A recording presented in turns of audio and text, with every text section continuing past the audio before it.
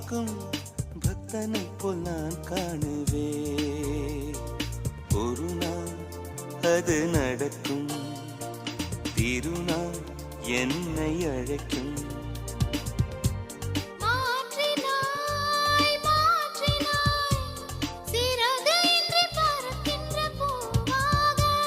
மாறினேன் மாறினேன் உன்னை மட்டும் சுமக்கின்ற காற்று